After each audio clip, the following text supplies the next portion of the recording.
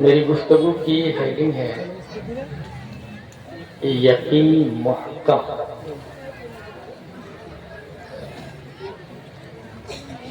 قلندر لاہوری نے اس کی طرف اشارہ کیا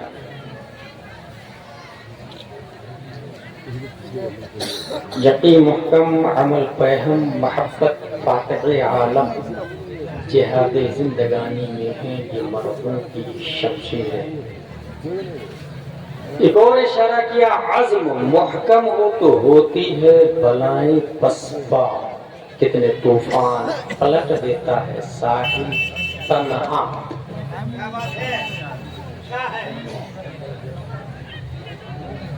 ہمارے استاد ہیں مفتی عالم مصطفیٰ علیہ رحمہ و رضوان، جو پوربندر میں پڑھاتے تھے۔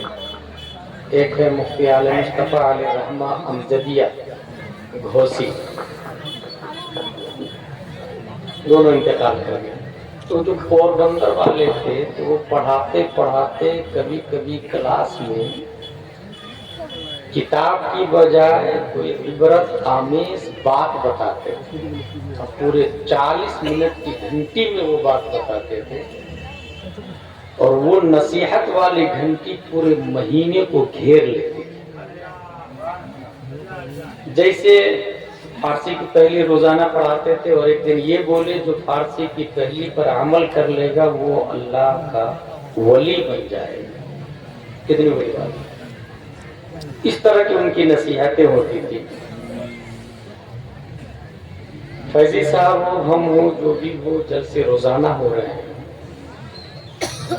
کہیں تقریر ہوتی ہے اور کہیں تقریر پر تقریر ہوتی ہے، کہیں جلسہ ہوتا ہے اور کہیں جلسے پر خطاب ہوتا ہے۔ میں ایک دو بات بتاؤں گا اور میری تقریر ختم ہو جائے گی۔ وہ یہ ہے کہ یقین محکم ہونا انسان کے لیے بہت لازم ہے۔ فار ایگزامپل رزاق اللہ ہے، اس کا اتنا یقین ہونا چاہیے، اتنا یقین ہونا چاہیے کہ قحط سالی ہے، ڈیلیوری بوائے کا نام و نشان نہیں ہے، کوئی موصل رزق نہیں ہے، موصل رزق نہیں ہے۔ آپ کا اعتقاد اتنا مضبوط ہونا چاہیے کہ اللہ تبارک و تعالیٰ اس بات پر قادر ہے کہ پکا ہوا کھانا ہی جنت سے بھیجے، بنا ہوا کھانا ہی جنت سے بھیجے، اور یہ ماضی میں ہوا بھی۔ ایک انسان ایسی جگہ دکان ڈالا جو مارکیٹ سے آؤٹ تھا، لوگوں کی آمد و رفت نہیں تھی۔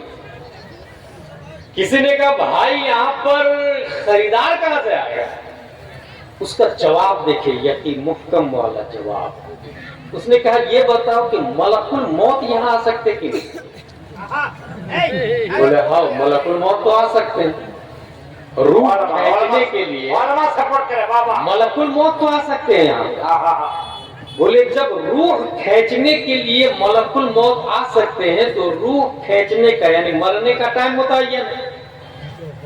اذا جاء اجلهم لا يستأخرون ساعة ولا يستقدمون، اور مجھے 10 سال کے بعد مرنا ہے تو 10 سال سے 1 سیکنڈ پہلے بھی فرشتہ نہیں آ سکتے۔ تو اس 10 سال تک باڈی کو زندہ رکھنے کے لیے رزق رب قدیر ضرور مہیا فرمائے کہ جب ملک الموت آ سکتے ہیں تو وقت سے پہلے ملک الموت نہیں آئیں گے، تو باڈی کو زندہ رکھنے کے لیے اللہ تبارک و تعالی رزق دینے والا فرشتہ کو بھیجے۔ یقین محکم۔ شعب ابی طالب میں حضور صلی اللہ علیہ وسلم کا بائیکاٹ کر دیا لوگوں نے، جس میں آپ محصور تھے 3 سال تک۔ یہاں بھی بائیکاٹ انسان کیا جاتا ہے، مگر وہ کرپشن میں، چوری میں، ریپسٹ ہے، فاسق ہے، فجور میں، جہالت میں، قباحت میں کوئی بڑا جرم کبھی بیکار کیا جائے گا؟ حضور صلی اللہ تعالی علیہ وسلم نے روئے زمین کا سب سے اچھا کام کیا، اس لیے بیکار کر دیا، سب سے اچھا کام کیا، لیکن یقین محکم کہ نہیں میں حق پر ہوں، اور اس کا یقین ہمارے نبی سے زیادہ کس کو ہو سکتا ہے؟ باضابطہ معاہدہ خانہ کعبہ میں معلق تھا۔ حضور صلی اللہ علیہ وسلم ابو طالب سے کہتے ہیں کہ اس معاہدہ کو دیمک کھا گیا، لیکن لفظ اللہ اور لفظ محمد صحیح سلامت۔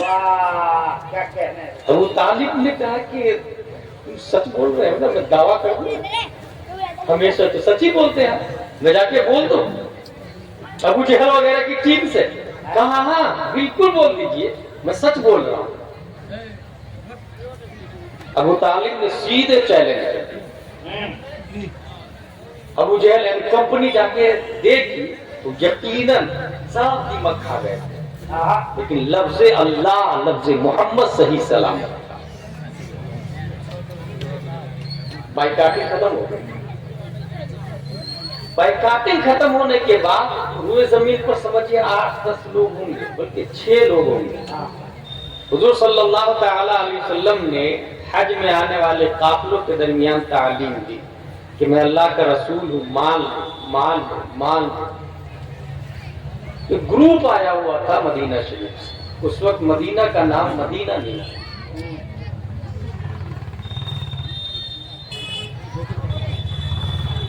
انہوں نے کہا ایمان لائے اور کہا کہ ہم لوگوں کو پڑھانے کے لیے مولانا صاحب کو بھیجتے ہیں۔ حضور صلی اللہ علیہ وسلم نے پہلی بار اپنی طرف سے ایک معلم بھیجا ہے روئی زمین پر، پہلی بار، جن کو عربی میں اول الدعاء کہا جاتا ہے، اول الدعاء۔ اس معلم اول الدعاء from the prophet towards Medina, sent down by the prophet Muhammad sallallahu alaihi wasallam, named Mus'ab bin Umair radiyallahu ta'ala anhu۔ ایک معلم کو نبی نے بھیجا اور وہ ہے حضرت مصعب بن عمیر۔ وہ سوچے میں کس کے پاس جاؤں، کہاں جاؤں تقریر کرنے کے لیے، دین کی دعوت دینے کے لیے۔ اس زمانے میں لوگ کنواں کے پاس آ کے گفتگو کرتے تھے، میرا باپ ایسا تھا، میرا دادا ایسا تھا، میرا پردادا ایسا تھا۔ یہ 1450 سال تقریباً پہلے کی بات بتا رہا ہوں۔ کنویں پر آ کر باتیں کیا کرتے تھے؟ بس حضرت مصعب بن عمیر نے کہا بس یہیں پر میں بھی تقریر کروں گا، دین کی دعوت دوں۔ کنواں کے پاس کھڑے ہو گئے اور تقریر شروع کر دی۔ اللہ ایک ہے، نبی حق ہے، قرآن اللہ کی کتاب ہے۔ لوگ توجہ سے سننے لگے۔ یہاں سے ایک جلسے کا کانسیپٹ سمجھ میں آتا ہے، پہلی تقریر، اور وہاں بلایا نہیں گیا تھا، وہ لوگ خود ہی سے جمے ہوئے لوگوں کو، بیٹھے ہوئے لوگوں کو جلس یجلسو جلستن و جلوسن، اسی سے جلسہ آیا۔ ہمارے علماء جانتے ہیں جالس بیٹھنے والے کو کہتے ہیں، مجلس بیٹھنے کی جگہ کو کہتے ہیں۔ اس لیے جو لوگ جلسے کو ابھی بہت زیادہ لوگ ٹارگٹ کرتے ہیں، جلسے ہی کو ٹارگٹ کرتے ہیں، جلسہ ہی بند کر دینا چاہیے۔ کچھ لوگ کہہ رہے ہیں ہمارے کشن گنج کٹیہار میں جلسہ بہت ہوتا، اس کو بند کر دینا چاہیے، غلط۔ عرس میں اگر عورتیں آ جائیں تو عرس کو منع نہیں کرنا چاہیے، عورتوں کو منع کرنا چاہیے۔ شادیوں میں جا رہی ہیں، شادیوں میں شادی نہیں کرنی چاہیے نا۔ حکمت میں نہیں بول سکتا،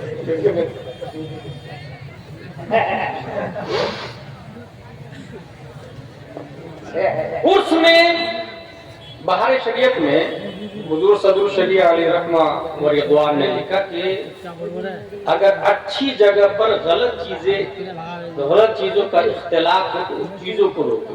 جیسے مسجد میں عورتوں سے فتنہ ہونے لگا تو عورتوں سے مسجد کو پاک کر دیا، مسجد کو نہیں بند کیا گیا، مسجد کو نہیں بند کیا گیا۔ اس لیے جلسہ نظام مصطفیٰ کو لوگوں کے ذہن و فکر تک پہنچانے کا بہترین پلیٹ فارم ہے۔ اسے بند نہیں کرنا چاہیے. البتہ اس میں جو حرام ہے، فسق ہے، فجور ہے، اس کو روکنا چاہیے. اور اس فسق و فجور کو وائرل کرنے میں اہم رول میڈیا کا ہے.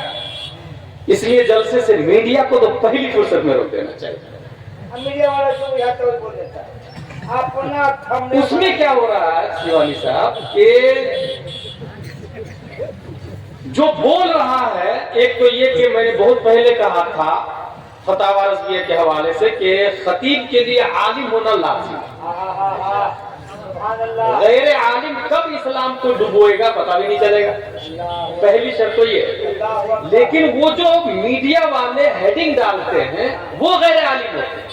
جب بولنے والے غیر عالم ہو گئے تو میڈیا والے، وہ تو چینل والے، اسے بیک گراؤنڈ نہیں پتا ہوگا.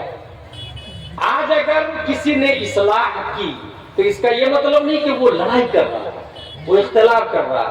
اس کا مجادلہ نام دینا، فائٹنگ نام دینا اور بدگمانی کروانا، پھیلانا. خود حضرت عمر رضی اللہ تعالی عنہ نے صلح حدیبیہ پر حضور صلی اللہ تعالی علیہ وسلم سے عرض کیا صلح حدیبیہ کے موقع پر، جب ہم حق پر ہیں تو صلح کیوں کر رہے ہیں؟ سپوز دیٹ میڈیا والے ہوتے تو لڑائی دکھا دیتے، دیکھیں دونوں لڑ رہے ہیں آپس میں، معاذ اللہ رب العالمین. حضرت عمر رضی اللہ تعالیٰ نے حضرت ابو بکر کو بھی کنوینس کرنے کی کوشش کی. کیا کہیے نا نبی کو صلح کیوں کر رہے جب ہم حق پر ہیں؟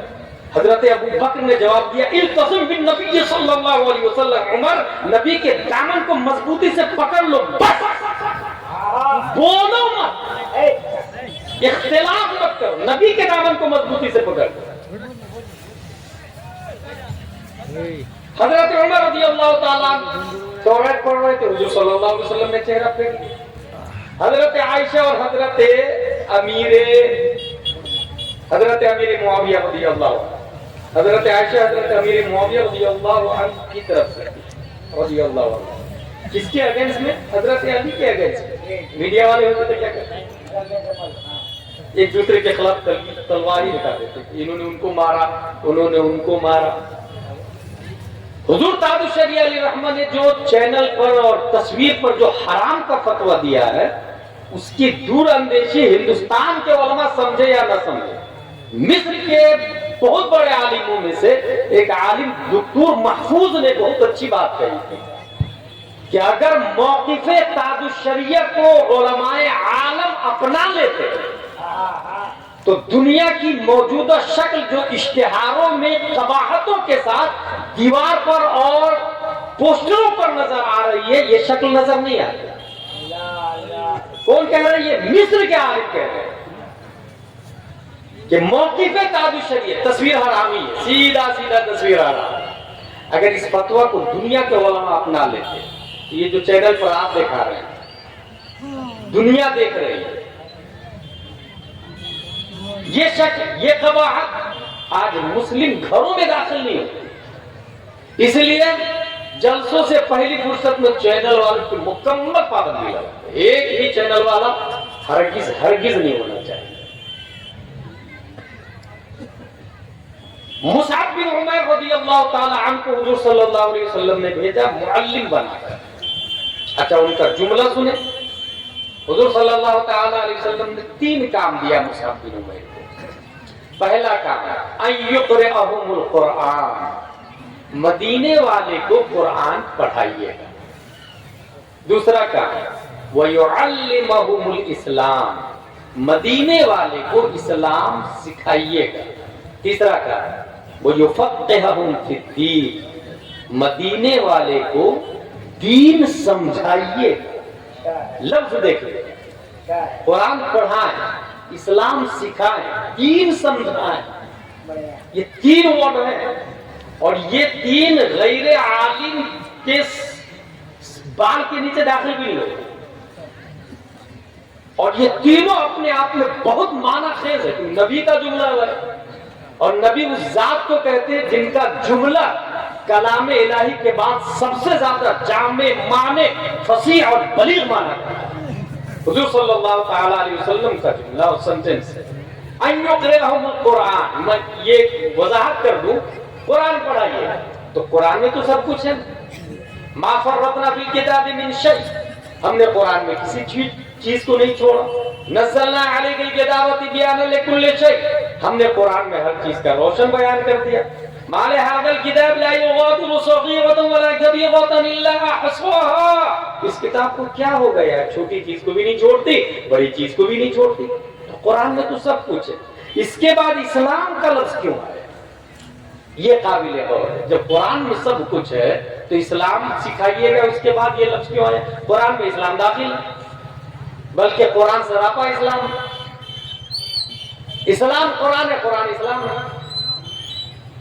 مگر یہ لفظ نبی نے اس لیے کہا کہ ان یقرأہم القرآن, قرآن پڑھائیے گا. تو قرآن پڑھانے والا اور قرآن پڑھنے والا یہ دونوں کافر ہو سکتے ہیں. اس لیے نبی نے دوسرا جملہ کہا وَيُعَلِّمُهُمُ الْإِسْلَامَ, اسلام سکھائیے گا. قرآن پڑھنا اور پڑھانا یہ صرف اسلام نہیں ہے. جیسے مسٹر گاندھی قرآن پڑھتا ہے, کافر لوگ بھی مستشرقین باضابطہ قرآن پڑھتے ہیں. یہودیوں کے بہت بڑے بڑے ادارے ہیں, مدرسے, بہت بڑے بڑے مدرسے یہودیوں کے. تو قرآن پڑھنا اور پڑھانا یہ اسلام نہیں ہے. ورنہ یہ دارالعلوم دیوبند والے, یہ ندوہ والے, یہ سہارنپور والے, یہ بھوپال والے, ان سب کو مسلمان ہونا چاہیے. In fact, they are not believers. They are not Muslim. اس لیے نبی نے دوسرا لفظ وَيُعَلِّمُهُمُ الْإِسْلَامَ, اسلام سکھائیے. اچھا, اسلام سکھائیے گا کے بعد وَيُفَقِّهُهُمْ فِي الدِّينِ, دین سمجھائیے گا. یہ لفظ اس لیے آیا کہ اسلام دکھتا تو ہے کہ وہ نماز پڑھ رہا, ہاں مسلم, لیکن وہ نماز دکھاوا کے لیے پڑھ رہا, بچنے کے لیے پڑھ رہا, بچانے کے لیے پڑھ رہا. انما الاعمال بالنیات, عمل کا دار و مدار نیت پر. جلسہ کرانا اسلام سے, مگر جلسے کا مقصد جمانا, جموانا, یا چندہ کرنا, یا جیب بھرنا, یا بلڈنگ بنانا, یہ بھی تو ہو سکتا ہے. اس لیے وہ یفقہہم فی الدین, دین سمجھائیے گا. کیونکہ کوئی بھی جلسہ فی نفسہ ہی عبادت نہیں ہے. جلسہ دراصل انسان کی اصلاح کا ایک ذریعہ ہے, اور اصلاح کا جب ایک ذریعہ ہے تو جلسے کے اندر اگر اصلاح ہوئی تو بہت اچھی بات ہے, لیکن اصلاح کی بجائے اگر فساد ہوا تو بہت بری بات ہے. اور یہ بھی مسلم قاعدہ ہے کہ اصلاح نعت شریف ثواب کا کام ہے. ابھی افضل شیوانی صاحب بہت اچھی بات بتا رہے تھے نعت شریف کے حوالے سے. نعت اور تقریر میں فرق بتا رہے تھے شیوانی صاحب کہ نعت ثواب کا کام ہے, مگر اصلاح اس سے نہیں ہوتی. اس کو یوں بھی کہہ سکتے کہ نعت شریف تعریف مصطفیٰ ہے, لیکن تعلیم یہ تقریر ہے. تعلیم یہ تقریر ہے. اس لیے موسٹلی شعراء غیر عالم ہوتے ہیں. غیر عالم تو ہوتے ہی ہوتے ہیں. بہت سارے شعراء جینس پینٹ پہنتے ہیں, بہت سارے شعراء پینٹ پہنتے ہیں, بہت سارے شعراء نماز نہیں پڑھتے ہیں, بہت سارے خطبہ کا بھی یہی ہے. اس کے ذمہ دار یقیناً وہ ہے, اس کے ذمہ دار بلانے والے تھے. لیکن خصوصاً جب جیسے بلیاوی صاحب نے اسٹیج پر, فیضی صاحب تھے وہاں, انہوں نے بلیاوی صاحب نے کھڑے ہو کے روکا کہ مذہبی جلسے کا خون نہیں ہونے دوں گا. اب اگر کوئی نادان چینل والا یہ ہیڈنگ ڈالے کہ ندیم اور بلیاوی صاحب میں جھگڑا, یہ نقصان دہ ہوا کہ نہیں؟ بھائی فیضی صاحب اس کے منکر تھوڑی. اور پھر جھگڑا دکھانے سے پہلے یہ بھی دیکھے کہ کون عالم ہے کون غیر عالم ہے. نوعیت تفقہ فی الدین چیزیں دیگر ہے. انسان جو بول رہا ہے اس کی بہائیڈنگ کیا ہے. ابھی 5 سال پہلے کی ایک کلپ آئی ہے فیضی صاحب, جانتے ہیں کون سی کلپ؟ ندیم صاحب نے کسی اسٹیج پر یہ کہا کہ سبحان اللہ کہنے سے کتنا ثواب ملتا ہے اللہ کو نہیں معلوم, معاذ اللہ. بولنا کچھ ہوتا ہے, آپ کو نہیں معلوم, لفظ وہ یہ نکلا. میں نے چٹھی لکھی، میں وضو کر رہا، فوراً وضو سے فارغ ہوا، چٹھی لکھی، اسٹیج پہ گیا، ندیم بھائی کو دیکھا، وہ باتیں کر رہے ہیں تو کسی نے لڑائی دکھا دیا چینل پر، دیکھو دونوں کیسے لڑ رہے ہیں۔ یہ چینل اس لیے کہہ رہا ہوں میں، پہلی فرصت میں چینل ہی پہ بینڈ ہو جانا چاہیے۔ اس کی وجہ سے جلسے کی روح بہت زیادہ مجروح ہو رہی ہے، تی آدمی کے چکر میں عزت کو پامال کرتے ہیں، علماء کی عزت کو پامال کرتے ہیں، بالکل سے اصلاح کرنے کی کوشش، کلاس لگا دی، دھلائی کر دی، معاذ اللہ رب العالمین، یہ ایسی ایسی ہیڈنگ ڈالتے ہیں۔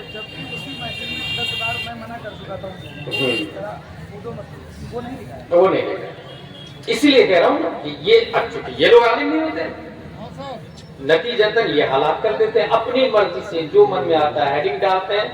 ہم جو ہیڈنگ ڈالتے ہیں نا، اس کا بھی حساب میدان محشر میں لیا جائے، کیونکہ وہ آپ کا بولا ہوا جملہ ہی ہے اور لکھا ہوا بولے ہوئے کی طرح۔ تو جو آپ ہیڈنگ ڈالتے ہیں میدان محشر میں، اس کا بھی دیکھیں حساب دینا ہوگا کہ تم نے یہ ہیڈنگ کیوں ڈالی۔ ایک تو تصویر حرام تھی، پلس میں ہیڈنگ ڈال دی تم نے، اور میدان محشر میں اس کا حساب آپ کو بہت بھاری پڑے گا۔ صرف شراب پینے ہی سے وہ جہنم میں نہیں جائے گا، بلکہ کلو حرام موصل الی النار، بلکہ فتاوی رضویہ شریف میں اعلیٰ حضرت لکھتے ہیں مکروہ تحریمی بھی موصل الی النار میں حرام کی طرح۔ یہ ہمارے علماء واقعی میں جو جزئیہ میں پیش کر رہا ہوں، مکروہ تحریمی بھی موصل الی النار میں حرام کی طرح۔ جو آپ ہیڈنگ غلط ڈالتے ہیں اس کی وجہ سے بھی جہنم میں جائے گا۔ جو آپ بیک گراؤنڈ میں دکھانا چاہتے ہیں، جو 2-3 لائن لکھتے ہیں، اگر وہ غلط ہے تو اس کی وجہ سے بھی جہنم میں جائے گا انسان۔ اب سوچیں گودی میڈیا میں اور ہم میں کیا فرق رہے گا۔ لاک ڈاؤن میں ایک چینل والا ہماری تقریر چلا رہا تھا، مسجد میں پابندی لگا دی، ایک چینل والا تقریر کیا چلا رہا تھا جانتے ہیں؟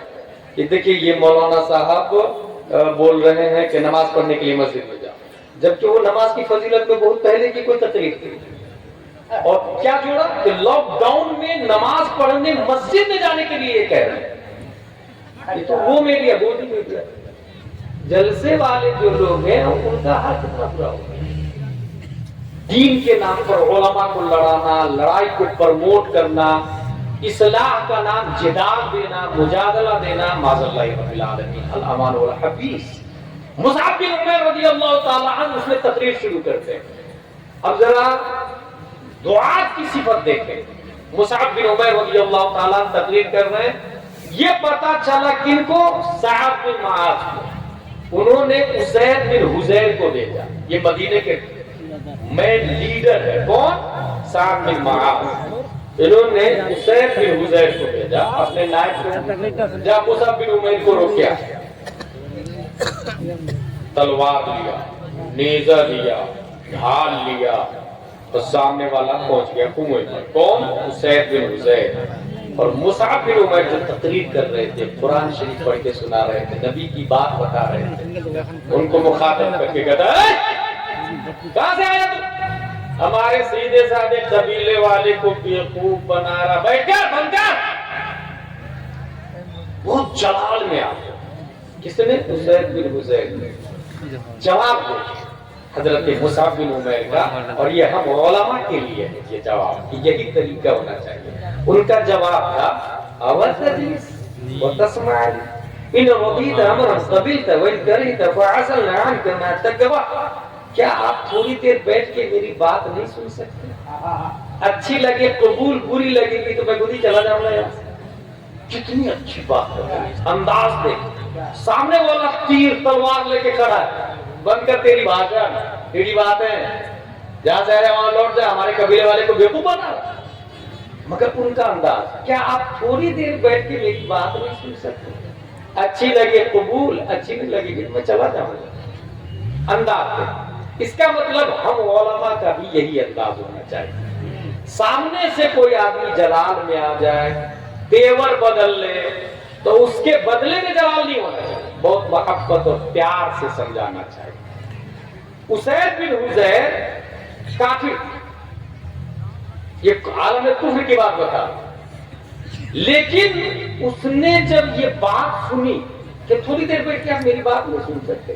حضرت مصعب بن عمیر کا جو انداز دیکھا پولائٹلی والا آئیڈیا, تو جانتے کیا کہا؟ انصفت, آپ نے انصاف والی بات کی ہے, میں سن لیتا ہوں آپ کی بات. اس کا مطلب یہ ہوا کہ انصاف والی بات سننا یہ صحابہ بنا, صحابہ بنا. کتنی بڑی بات ہے. انصاف والی بات سننا یہ کافر کو صحابی بنا دیتا. انصفت, آپ نے انصاف والی بات کی, سنے. سننے کے بعد قرآن شریف کی تلاوت کی حضرت مصعب بن عمیر. قرآن شریف کی تلاوت, تلاوت قرآن کی حلاوت اندرون قلب کفر کی بلڈنگ کو بلڈوزر لگا کے توڑ دے. وہ ان کا دل مائل ہو گیا اسلام کی طرف. نیزہ کو زمین سے اکھاڑا اور پلٹ کے چلے گئے سعد بن معاذ کے پاس. وہ ہم سے نہیں رکنے والے, آپ ہی جا کے رکو. چلے گئے اسی انداز میں تلوار, نیزہ, برچھی لے کر کے. سعد بن معاذ نیزہ کو زمین پہ گاڑا. کیا بول رہا ہے؟ ہمارے قبیلے کے بیچ میں آ کے بیوقوف بنا رہا, ہمارے معبودوں کو برا بھلا کہہ رہا ہے. کہاں سے آیا تو؟ بند کر. حضرت مصعب بن عمیر وہی پولائٹلی والا انداز. آواز ہے دل اس بتسمع علی ان رضیت امرا قبیلت وان کریت فعزل عنك ما تقوى. یہ سن کر ان کا بھی وہی حال, نیزہ کو زمین پہ گاڑا کا. انصفت, انصاف والی بات کیا آپ نے, بولیے میں سنتا ہوں. انہوں نے قرآن کی تلاوت, قرآن شریف کی تلاوت ان کے دل کو متزلزل کر. یہیں سے سمجھ میں آتا ہے کہ قرآن کی تلاوت کتنا پاورفل اور کتنی عظیم طاقت. اس وقت ہندوستان میں قرآن کی تلاوت اچھے انداز میں کرنے والے, فار ایگزامپل قاری عبد الباسط کے انداز میں کرنے والے کتنے لوگ؟ مشکل سے 10 سے 15 لوگ ملے, مشکل سے. جبکہ ہر صحابی قرآن شریف کے ایسے قاری تھے کہ ان کی تلاوت پر اپنے کفار و مشرکین بھی دنگ رہ جاتے تھے کہ واقعی میں یہ کلام ہے اور پڑھنے والا قاری. سبحان اللہ.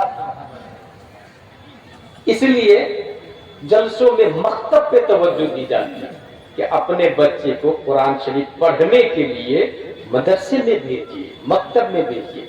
امام صاحب پر لازم ہے کہ مخرج کے ساتھ میں قرآن شریف پڑھائے, مخرج کے ساتھ نہ.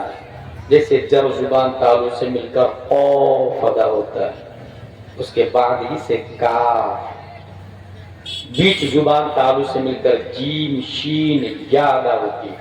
اب جیم کو کوئی زے پڑھے مانا فاصل ہو, قرآن کی روح کے خلاف.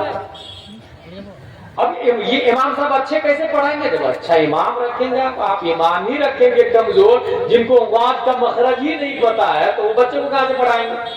اچھا یہ کمزور امام کہاں سے آتے ہیں؟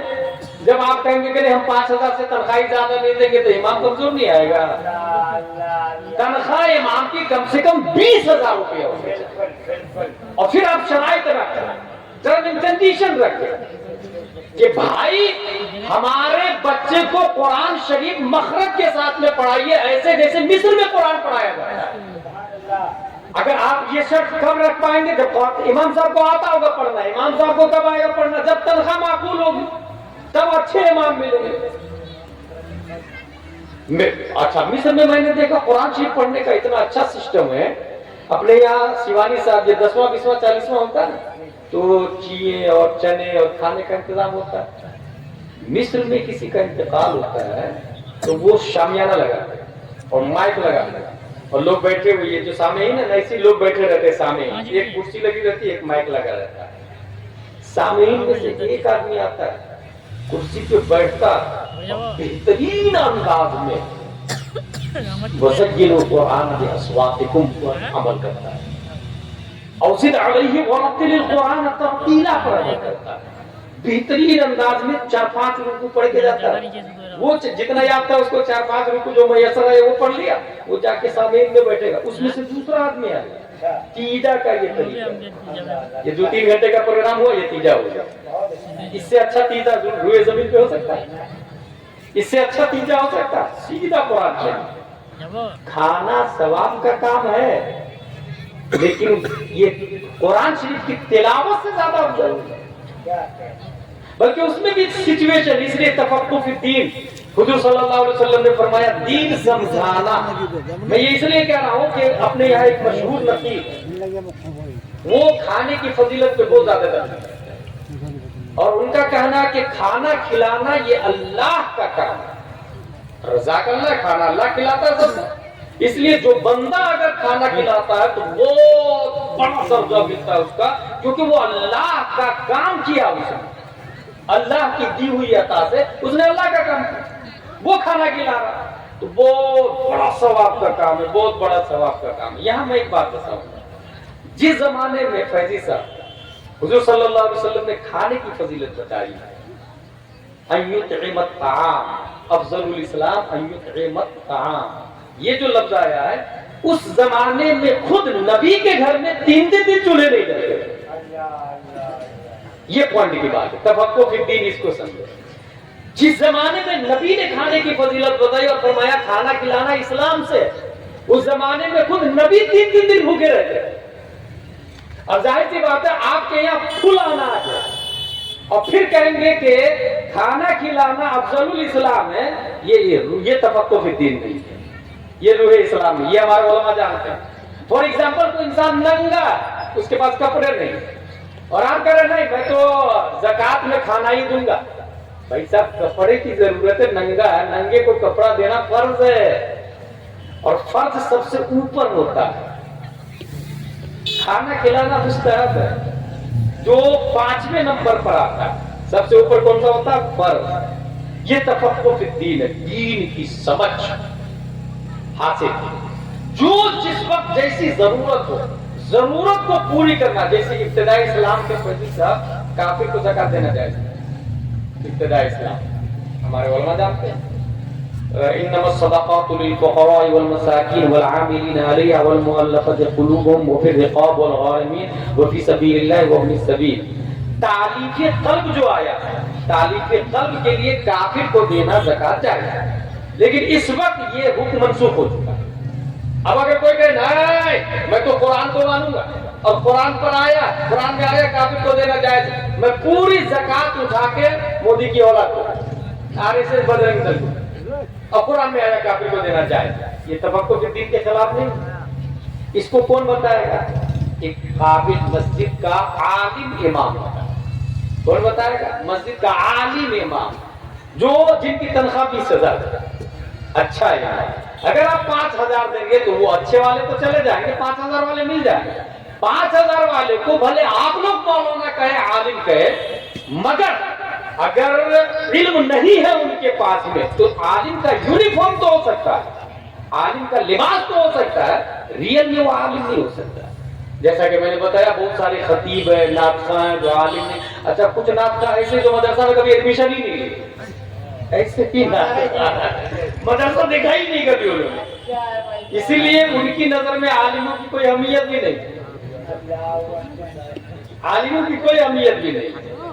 تو اس وجہ سے عالم کا یونیفارم ایک الگ چیز اور ریئل میں عالم ہونا ایک الگ ڈپارٹمنٹ۔ تفقہ فی الدین، دین سمجھانا، حضور صلی اللہ علیہ وسلم نے فرمایا۔ انہوں نے جب یہ دیکھا سعد بن معاذ نے کہ انصفت، انصاف والی بات کی، انہوں نے بیٹھ کے سننے لگے۔ مصعب بن عمیر کی قرآن کی تلاوت نے ان کو بھی مائل کر دیا۔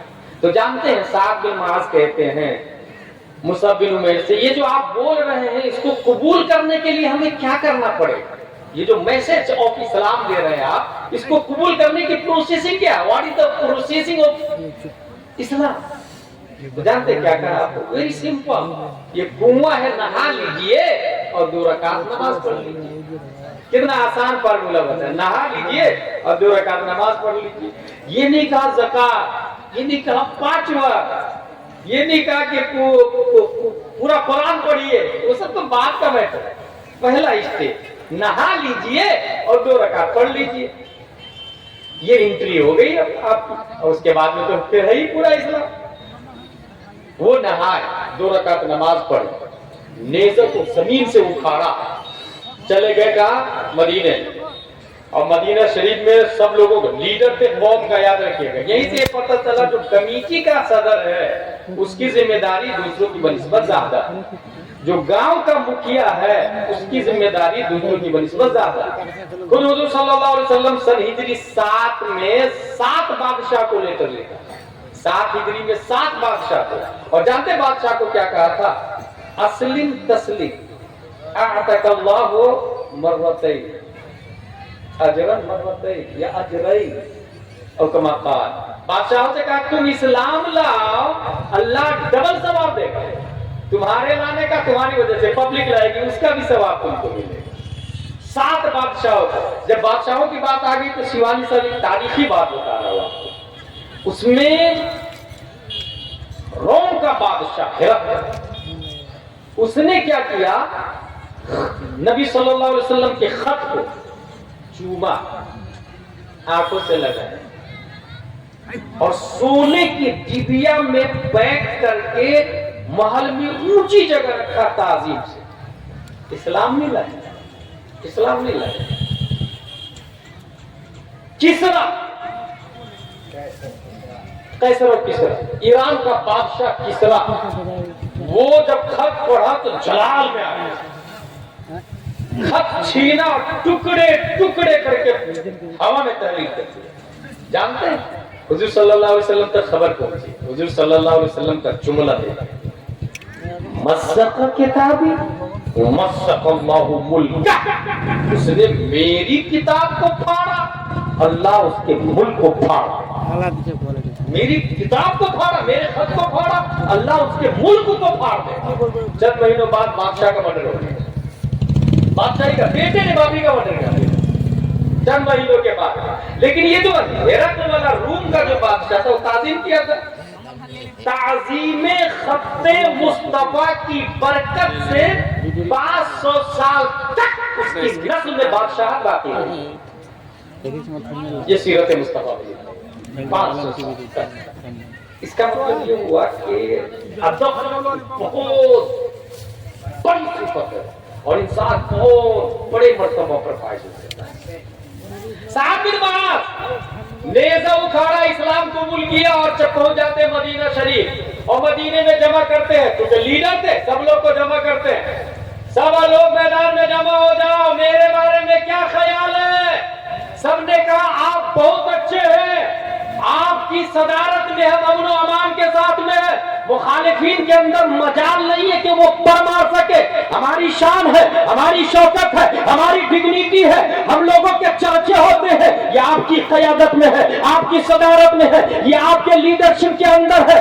اس وقت یہ فرماتے ہیں سعد بن معاذ پھر سن لو میری بات، تم میں سے کوئی مرد، کوئی عورت، کوئی بوڑھا، کوئی بچہ، کوئی جوان، میں اس وقت تک بات نہیں کروں گا جب تک تم لوگ مصعب بن عمیر کے محمد نبی پر اور اس کے رب پر ایمان نہیں لے آتے.